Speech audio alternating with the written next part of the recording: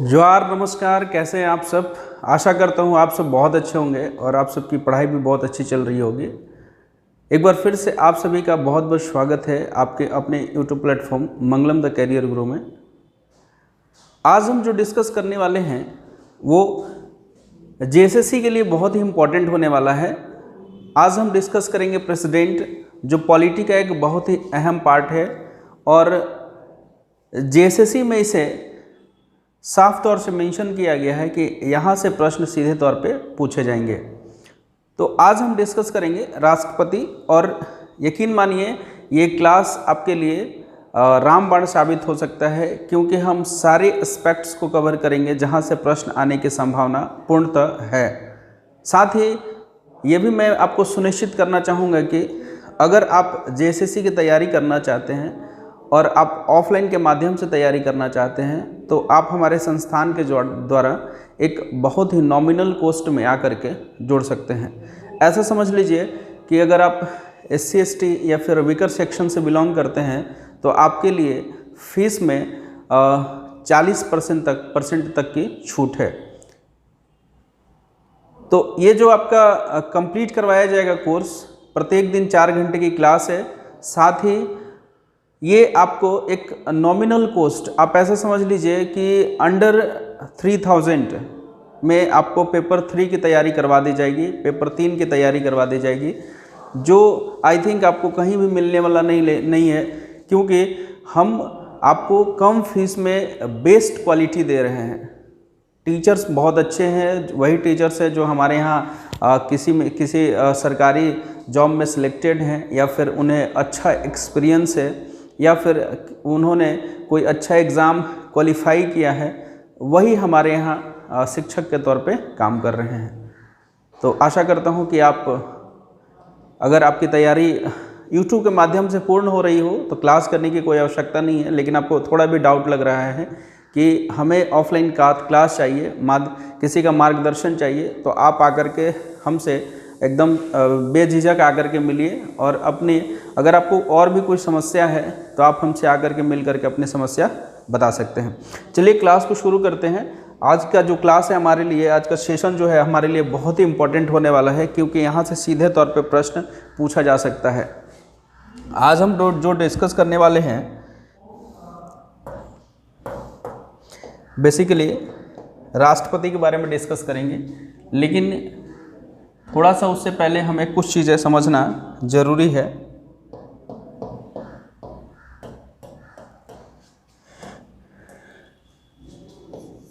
कार्यपालिका,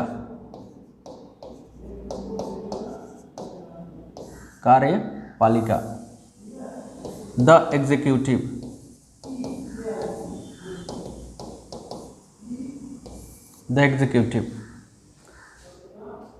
देखिए कार्यपालिका, इसमें संसद सरकार की व्यवस्था होती है, संसदीय सरकार की व्यवस्था होगी, संसदीय सरकार की व्यवस्था,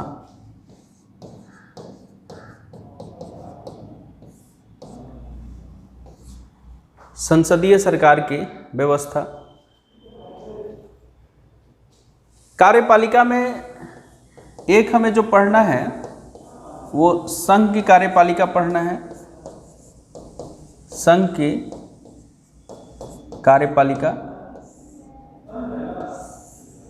द यूनियन एग्जीक्यूटिव,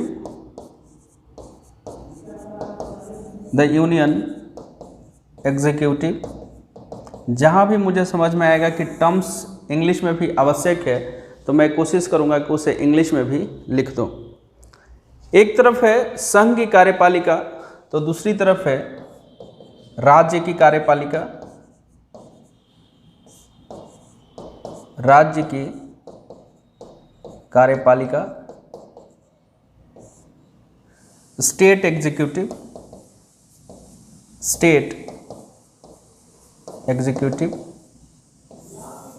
एक तरफ संघ की कार्यपालिका है तो दूसरी तरफ राज्य की कार्यपालिका है।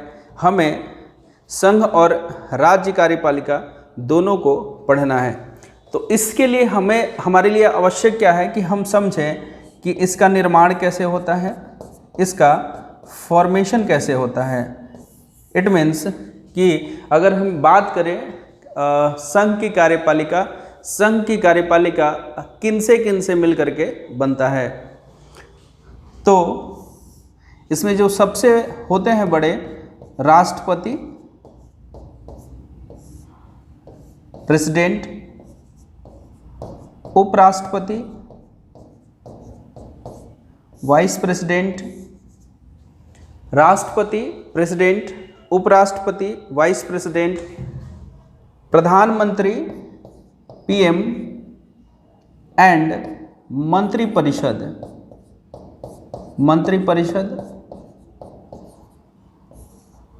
मंत्रिपरिषद, मंत्रिपरिषद, और एक और जो होते हैं वो महान्यायवादी, महान्यायवादी, महान्यायवादी। संघ की कार्यपालिका 3 लोगों से मिलकर के बनता है, 4 लोगों से मिलकर के बनता है, राष्ट्रपति, उपराष्ट्रपति, पीएम और उसके मंत्रिपरिषद, साथ में महान्यायवादी, महान्यायवादी। उसी तरह से उसी तरह से राज्य की कार्यपालिका का निर्माण कैसे होता है वो भी हम देख लें। राज्य की कार्यपालिका, राज्य की कार्यपालिका, राज्य की कार्यपालिका, फॉर्मेशन, निर्माण किन से मिलकर के बनता है। तो पहले जो होंगे, किसी भी स्टेट का राज्यपाल होगा। इट मीन्स जिस हम राज्य की बात करेंगे वहाँ का राज्यपाल, मुख्यमंत्री, साथ में इनके मंत्रिपरिषद, मंत्रिपरिषद, राज्यपाल, मुख्यमंत्री, इनके मंत्रिपरिषद और महाधिवक्ता, महाधिवक्ता, महाधिवक्ता। तो ये इन लोगों से मिलकर के बनता है।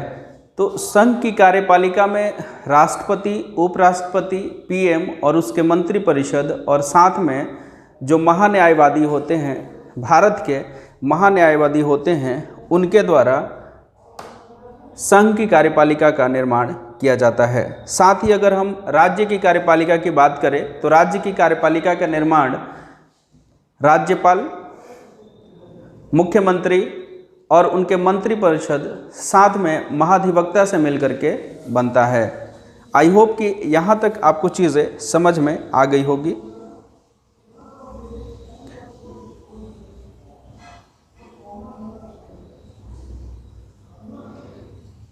ठीक है, अब थोड़ा सा में समझने वाली बात है कि वो कौन सा आर्टिकल है जो संसदीय स्वरूप की व्यवस्था करता है, साथ ही राज्यों के लिए और केंद्र के लिए अलग अलग। तो ऐसे समझेंगे, जो आर्टिकल 74 और 75 है, आर्टिकल 74 एंड 75, ये डिस्कस करता है संघ की संसदीय व्यवस्था, संघ की संसदीय व्यवस्था को। साथ ही आर्टिकल 163 एंड 164 जो डिस्कस करता है वो राज्य की संसदीय व्यवस्था को, संसदीय व्यवस्था की व्याख्या करता है।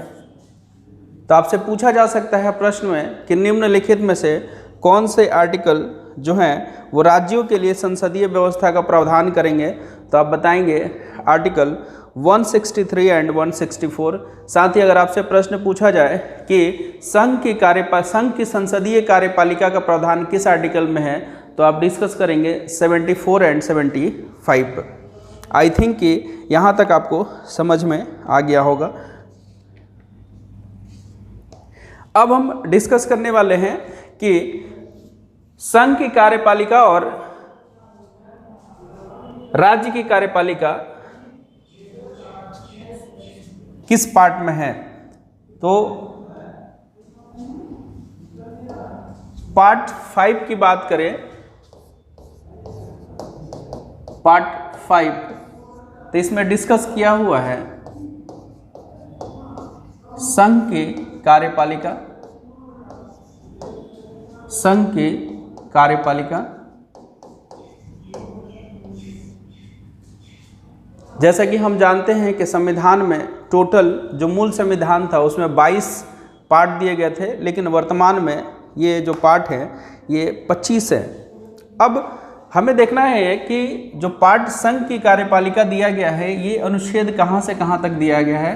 तो आर्टिकल 78 से लेकर के आर्टिकल 52 से लेकर के आर्टिकल 52 से लेकर के 78 तक डिस्कस किया गया है।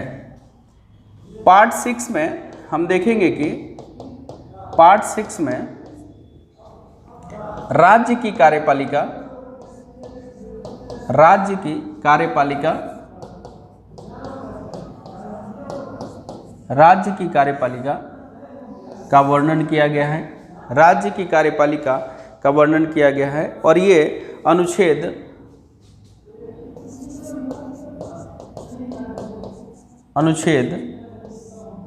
153 से लेकर के 167 तक डिस्कस किया गया है।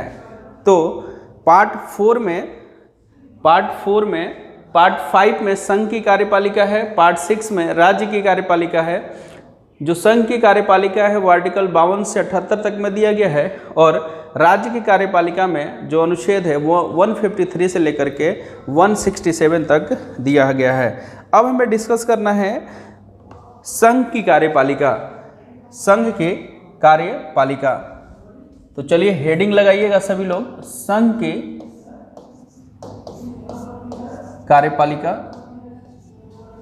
संघ की कार्यपालिका।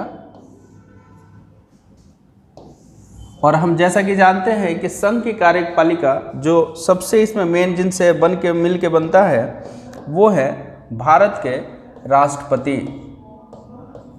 तो जो हम सबसे पहले डिस्कस करेंगे राष्ट्रपति के बारे में डिस्कस करेंगे,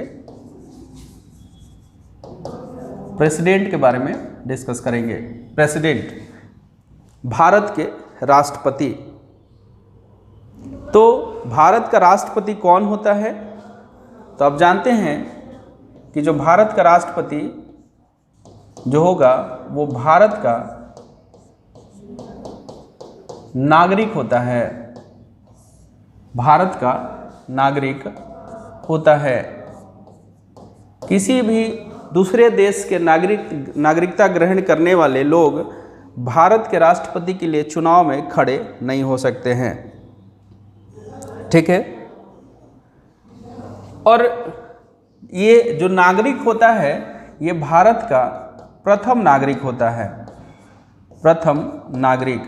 तो आपसे सीधे तौर पे प्रश्न पूछा जा सकता है कि भारत का प्रथम नागरिक कौन होता है, तो आपका जवाब हो जाएगा राष्ट्रपति। साथ ही आपसे यह भी पूछा जा सकता है कि भारत का दूसरा नागरिक किसे माना जाता है, तो उपराष्ट्रपति हैं, ठीक है। आप इसको याद रखेंगे। साथ ही आपसे प्रश्न पूछा जाता है कि जो भारत का राष्ट्रपति होता है वो राष्ट्र का राष्ट्राध्यक्ष एवं राष्ट्र की एकता, अखंडता और सुदृढ़ता का परिचायक होता है। क्लियर है? अब देखिए जो संघ की कार्यपालिका है, संघ की कार्यपालिका, संघ की कार्यपालिका की सभी शक्तियां जो हैं, सभी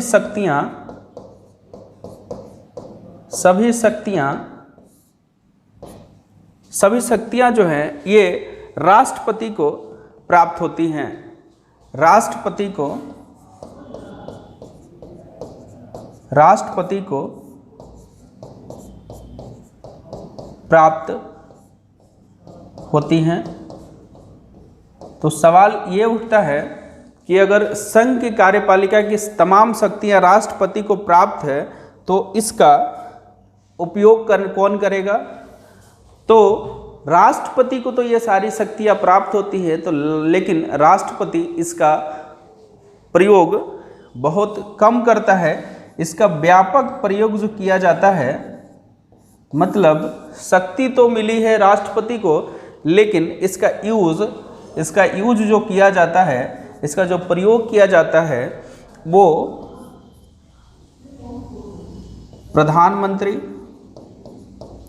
प्रधानमंत्री एंड काउंसिल मिनिस्टर के द्वारा किया जाता है, काउंसिल मिनिस्टर के द्वारा किया जाता है।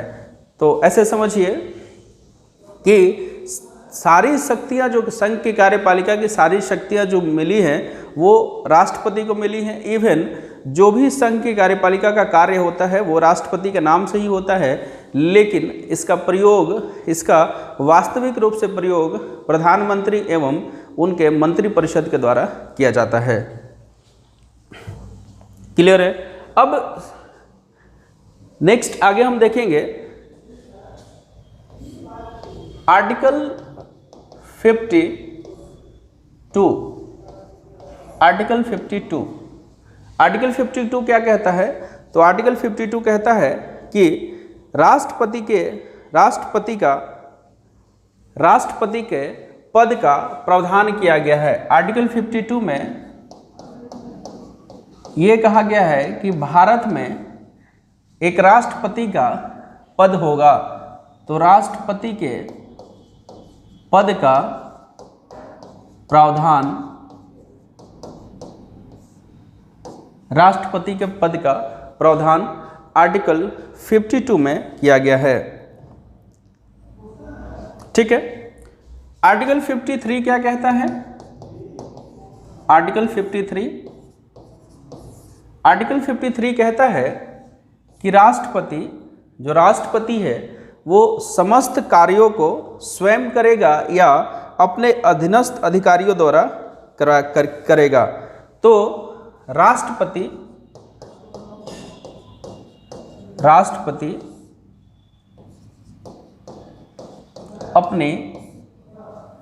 अपने शक्तियों का प्रयोग अपनी शक्तियों का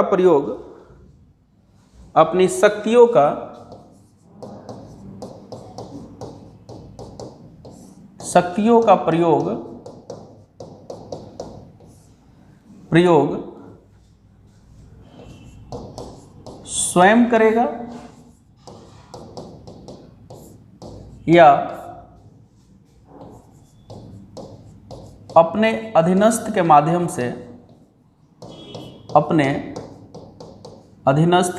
से सब ऑर्डिनेट के माध्यम से अधीनस्थ के माध्यम से कर सकता है। क्लियर है? तो आर्टिकल 52 कहता है कि भारत में एक राष्ट्रपति होगा, भारत के लिए एक राष्ट्रपति के पद का प्रावधान किया गया है। आर्टिकल 53 कहता है कि राष्ट्रपति अपनी शक्तियों का प्रयोग स्वयं करेगा या फिर अपने अधीनस्थ अधिकारियों के माध्यम से कर सकता है। क्लियर है? अब जो हमें देखना है वो आर्टिकल 54 इट मीन्स राष्ट्रपति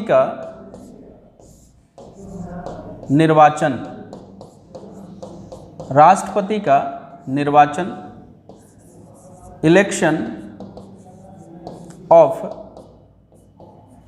the president. Election of the president, Bharat के राष्ट्रपति का निर्वाचन, भारत के राष्ट्रपति का चुनाव। तो आपसे तो प्रश्न सबसे पहले यही पूछा जाएगा कि राष्ट्रपति के निर्वाचन का निर्वाचन का प्रावधान किस आर्टिकल के तहत किया गया है। तो आप याद रखेंगे, राष्ट्रपति का निर्वाचन का जो प्रावधान किया गया है ये अनुच्छेद आर्टिकल 54 में किया गया है। तो इलेक्शन ऑफ द प्रेसिडेंट जो ये प्रोविज़न है ये आर्टिकल 54 में किया गया है। क्लियर है। अब सवाल होता है कि राष्ट्रपति के निर्वाचन में शामिल कौन होगा और शामिल कौन नहीं होगा, वोट कौन देगा और वोट कौन नहीं देगा। ठीक है।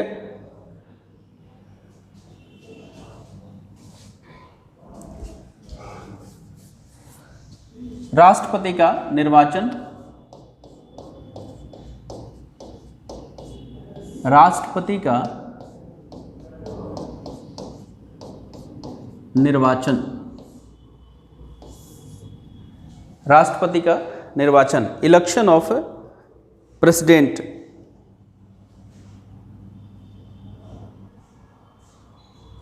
क्लियर है। तो सबसे प्रश्न तो पहले ही आता है यही कि राष्ट्रपति का निर्वाचन डायरेक्ट होता है या इनडायरेक्ट होता है। तो जैसा कि हम जानते हैं कि राष्ट्रपति के निर्वाचन में जनता जो है प्रत्यक्ष रूप से अपना वोट नहीं देती है, जनता जो है वो अपने प्रतिनिधियों के माध्यम से राष्ट्रपति को वोट देती है। तो राष्ट्रपति का चुनाव जो होता है वो अप्रत्यक्ष तौर पे होता है, अप्रत्यक्ष तौर पे, इनडायरेक्ट होता है। ये इम्पॉर्टेंट है आप क्वेश्चन, क्योंकि ये ऑलरेडी एग्जाम्स में, सभी एग्जामों में ये प्रश्न पूछा जा चुका है कि राष्ट्रपति का निर्वाचन प्रत्यक्ष होता है या फिर अप्रत्यक्ष तौर पे होता है। क्लियर है। अब इसका निर्वाचन जो होगा वो एक निर्वाचक मंडल के तहत होता है, निर्वाचक मंडल के तहत इनका निर्वाचन किया जाता है। अब सवाल होता है कि इस निर्वाचन मंडल में कौन शामिल होगा और कौन शामिल नहीं होगा। तो निर्वाचक मंडल में एक तरफ हम लिख लेते हैं शामिल, वे लोग जो उनके निर्वाचन में शामिल होंगे, और दूसरा हम लिख लेते हैं वे लोग जो शामिल नहीं होंगे। मतलब राष्ट्रपति का निर्वाचन में उनका वोट, किसी भी वोट वो नहीं कर सकते हैं। एक वो लोग जो वोट कर सकते हैं, दूसरे वो लोग जो वोट नहीं कर सकते हैं। तो पहला तो यही है कि संसद के दोनों सदनों, संसद के दोनों सदनों के निर्वाचित सदस्य,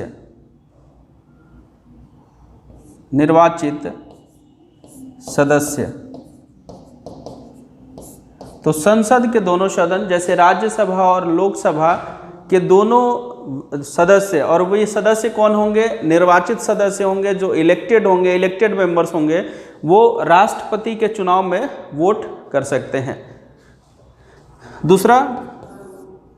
दूसरा कौन वोट कर सकता है, तो राज्य के विधानसभाओं के निर्वाचित सदस्य,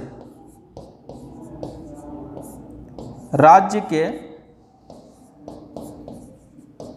विधानसभाओं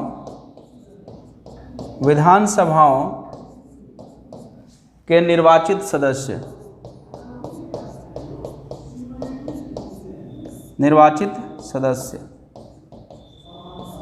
तो पहले तो वे लोग जो दोनों सदन, लोकसभा और राज्यसभा में इलेक्टेड मेंबर्स होंगे वो भाग लेंगे। दूसरे वो जो राज्य विधानसभाओं में निर्वाचित हुए हैं वो भाग लेंगे। अभी हम सिर्फ उन लोगों की बात कर रहे हैं जो शामिल होंगे। तो पहले तो सदन के दोनों सदस्य, राज्यसभा और लोकसभा के इलेक्टेड मेंबर्स भाग लेंगे। साथ ही जो विधानसभा के इलेक्टेड मेंबर्स हैं वो भी इनके निर्वाचन में भाग लेंगे। साथ ही 2 केंद्र शासित प्रदेश हैं, दिल्ली और पुदुचेरी। दिल्ली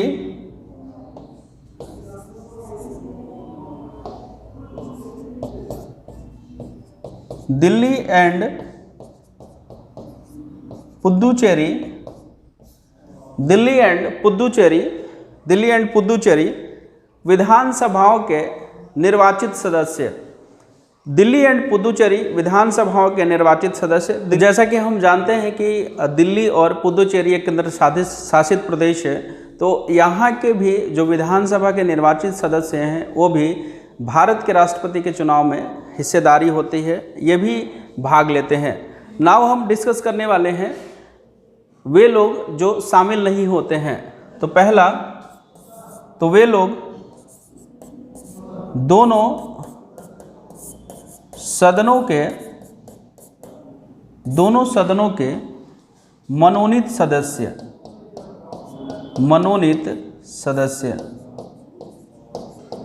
तो राज्यसभा एवं लोकसभा में जो नॉमिनेटेड मेंबर्स होते हैं वो राष्ट्रपति के चुनाव में भाग नहीं लेते हैं। साथ ही जो राज्य विधानसभाओं के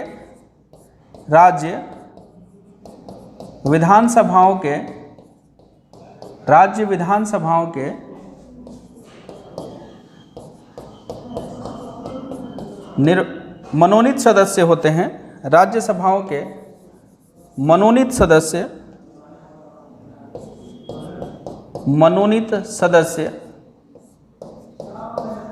भाग नहीं लेते हैं। तो राज्य विधानसभाओं के मनोनीत सदस्य भी राष्ट्रपति के चुनाव में भाग नहीं लेते हैं। और तीसरा, दिल्ली और पुदुचेरी, दिल्ली एंड पुदुचेरी के जो मनोनीत सदस्य होते हैं, नॉमिनेटेड मेंबर्स होते हैं, मनोनीत सदस्य, ये भी राष्ट्रपति के चुनाव में भाग नहीं लेते हैं। तो आप समझ चुके होंगे कि कौन भाग लेंगे, कौन भाग नहीं लेंगे। तो शामिल में जो है राष्ट्रपति के चुनाव, तो पहली बात है अप्रत्यक्ष तौर पे होता है, जनता के द्वारा डायरेक्ट वोट नहीं दिया जाता है। जनता अपने प्रतिनिधि के माध्यम से, रिप्रेजेंटेटिव के माध्यम से अपना वोट ट्रांसफ़र करती है। तो इसमें जनता की डायरेक्ट भागीदारी नहीं होती है, इसलिए इनका जो चुनाव होता है राष्ट्रपति का वो इनडायरेक्टली होता है। साथ ही एक निर्वाचक मंडल के द्वारा इनका चुनाव किया जाता है। और ये जो निर्वाचक मंडल होते हैं वो ये होते हैं, एक तो वो होते हैं जो शामिल होते हैं और दूसरे जो वो होते हैं जो शामिल नहीं होते हैं। तो जो शामिल होते हैं, संसद के दोनों सदनों के निर्वाचित सदस्य, राज्य विधानसभाओं के निर्वाचित सदस्य, दिल्ली और पुदुचेरी के विधानसभाओं के निर्वाचित सदस्य। जो शामिल नहीं होते हैं तो आप ऐसा समझ लीजिए कि नॉमिनेटेड मेंबर्स कभी भाग नहीं लेते हैं, क्योंकि अगर सपोज कीजिए ऐसा कि राष्ट्रपति के द्वारा कोई किसी को नॉमिनेट किया गया है तो जाहिर सी बात है वो किसको वोट देगा, राष्ट्रपति को ही वोट देगा। तो फेयरली क्या होना चाहिए, इलेक्शन होना चाहिए। इसकी वजह से जो भी नॉमिनेटेड मेंबर होते हैं वो राज्यसभा के चुनाव में भाग नहीं लेते हैं, राष्ट्रपति के चुनाव में भाग नहीं लेते हैं, सॉरी, ठीक है ना। तो जो नॉमिनेटेड मेंबर होते हैं वो राष्ट्रपति के चुनाव में भाग नहीं लेते हैं। आई होप कि आपको यहाँ तक चीज़ें क्लियर हो गई होगी।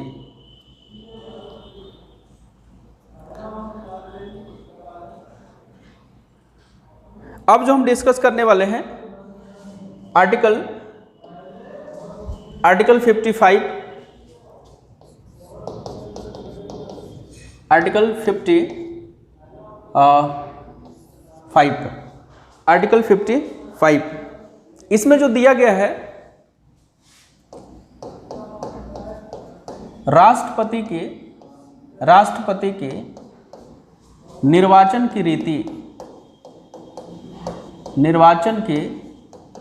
रीति, election process of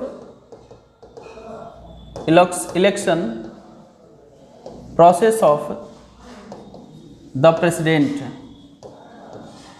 election process of the president.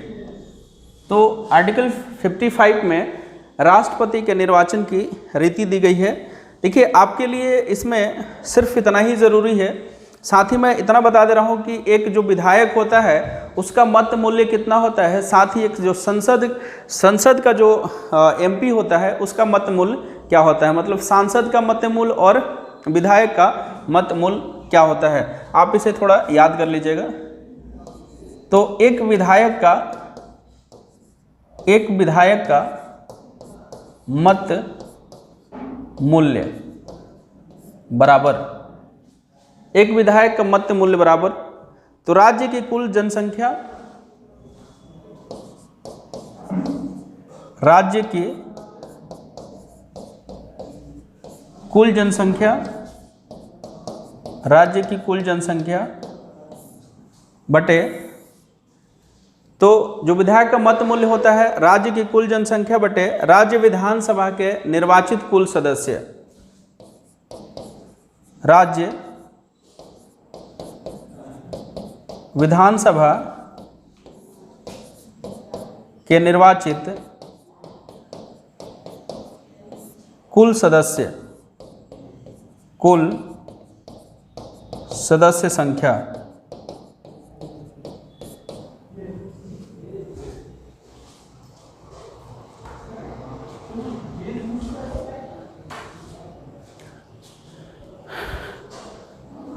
तो आई होप कि आपको यहाँ तक क्लियर हो गया होगा कि एक विधायक का मत मूल्य क्या होता है।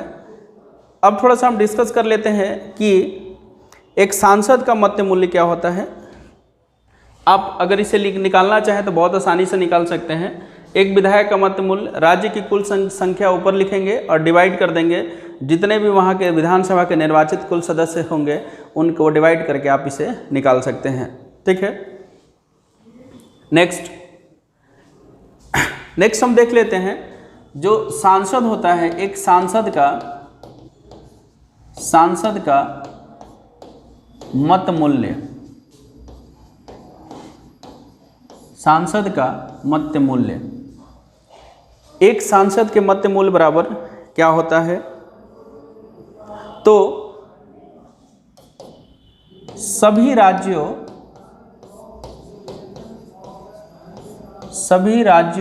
के जितने भी राज्य हैं उनके सभी विधायक के मतों का कुल संख्या, मतलब सभी राज्यों के विधायकों के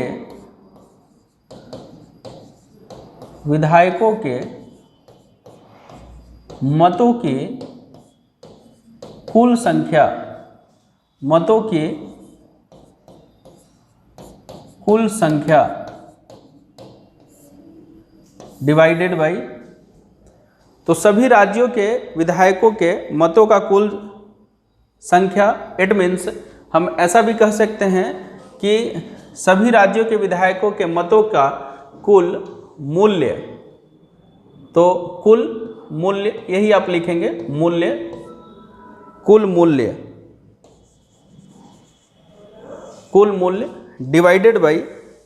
डिवाइडेड बाई संसद के निर्वाचित सदस्यों की कुल संख्या, संसद के निर्वाचित सदस्यों की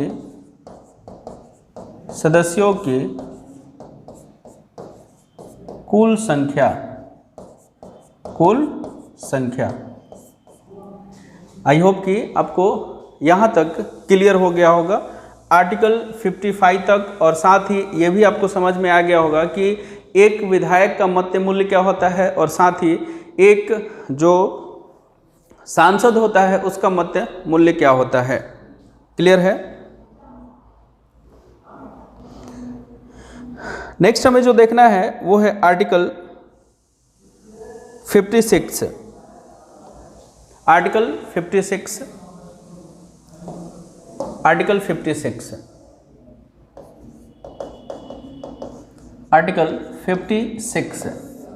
आर्टिकल 56 में जो डिस्कस किया गया है वो राष्ट्रपति की पदावधि,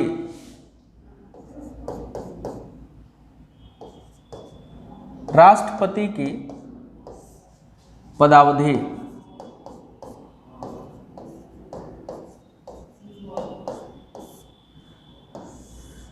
राष्ट्रपति की पदावधि, टर्म्स ऑफ द राष्ट्र प्रेसिडेंट। क्लियर है। तो पहला तो जिस दिन राष्ट्रपति पद धारण करेगा पद धारण से 5 वर्ष तक, पद धारण से 5 वर्ष तक वो क्या बना रहेगा? राष्ट्रपति। तो पहला तो शर्त यही है कि जब वो पद धारण करेगा वहाँ से लेकर के 5 वर्षों तक वो अपने पद पर बना रहेगा। लेकिन अगर राष्ट्रपति चाहे पद मुक्त होना तो वह किसी भी समय त्यागपत्र के माध्यम से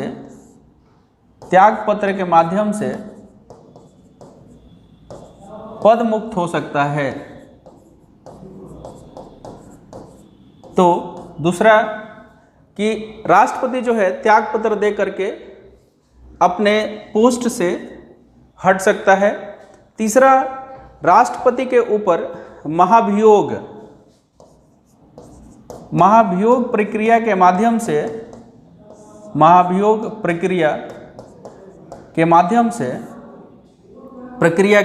से हटाया जा सकता है।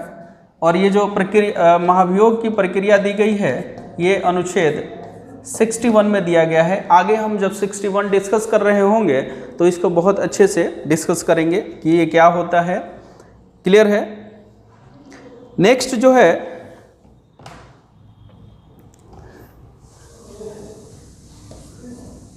तो अगर सपोज कीजिए कि राष्ट्रपति कैसे कैसे हट सकता है। एक तो अपने पद धारण जब करेगा वहाँ से लेकर के 5 वर्ष तक, उसके बाद वो हट सकता है। दूसरा, वो चाहे तो त्यागपत्र के माध्यम से कभी भी पदमुक्त हो सकता है। तीसरा, अगर वो संविधान का अतिक्रमण करे, संविधान का दुरुपयोग करे तो उसे महाभियोग प्रक्रिया के माध्यम से भी हटाया जा सकता है। साथ ही आप ये जानते हैं कि अगर कोई राष्ट्रपति बनता है तो वो तब तक पद मुक्त नहीं हो सकता है या पद से नहीं हट सकता है इन माध्यमों के अलावा जब तक कोई नए राष्ट्रपति का चुनाव ना हो जाए। जैसे अगर 5 वर्ष कंप्लीट हो जाए और नए राष्ट्रपति का चुनाव नहीं हुआ है तो वो अपना सारा काम तब तक करेगा जब तक नए राष्ट्रपति का चुनाव ना हो जाए। क्लियर है? अब आपसे प्रश्न इस तरह से भी पूछा जा सकता है कि सपोज कीजिए कि अगर राष्ट्रपति की मृत्यु हो जाती है या राष्ट्रपति पदमुक्त हो जाता है तो इन कंडीशंस, पहला तो कंडीशन ये है कि 5 वर्ष तक उसे राष्ट्रपति बना रहना पड़ेगा। दूसरा कि वो कभी भी चाहे तो त्यागपत्र के माध्यम से पदमुक्त हो सकता है, महाभियोग प्रक्रिया के माध्यम से हो सकता है। साथ ही अगर कोई राष्ट्रपति इन तरीकों से पदमुक्त नहीं होता है तो राष्ट्रपति तब तक प्रधानमंत्री के राष्ट्रपति के पद पर बना रहेगा जब तक उसके स्थान पर नए राष्ट्रपति का चुनाव न हो।